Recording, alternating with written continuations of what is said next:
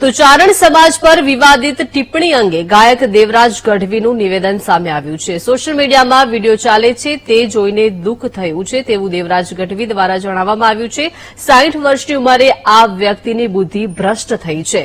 આ સાથે જ તેઓએ જણાવ્યું છે કે ચારણોનો હલ્દીઘાટીથી ભૂચર બોરી સુધીનો ઇતિહાસ છે। આપણી જગદંબાઓ ક્યાંક ને ક્યાંક કુળદેવી તરીકે પૂજાય છે। આવા કૃત્યોને કોઈ દિવસ સહન ન કરી શકાય।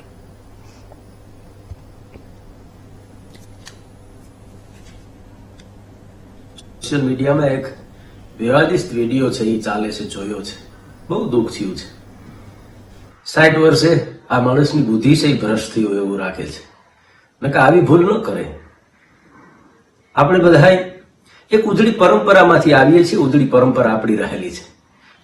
ચારણોના ઇતિહાસ હલ્દી ઘાટીથી લઈ અને ભૂચર મોરી લગીના લખાયેલા છે। ચારણને દોઢ સૂરો કીધો છે।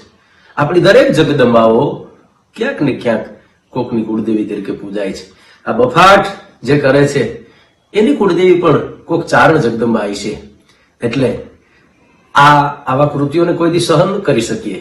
પણ એક યાદ રાખવું આપણે, જેમ ગિરીશ આપાનો વિડીયો મેં જોયો, આપાએ જેમ કીધું, ગિરીશ આપા એટલે મઢડા, એનો હુકમ માનવો કે બે સમાજ વચારે વૈમસ્ય પેદા ન થાય।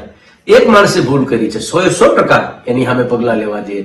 કાયદાકીય રીતે જે રીતે જોગવાઈ છે, આજે આવો વાણી વિલાસ કોઈ પણ સમાજ વિશે કોઈ ન બોલી શકે, આપણે એના પગલા ભરવા જ જોઈએ। પણ આપણા આગેવાનોએ જેમ કીધું એમ કે સમગ્ર સમાજને આમાં વૈમસ્ય પેદા ન થાય।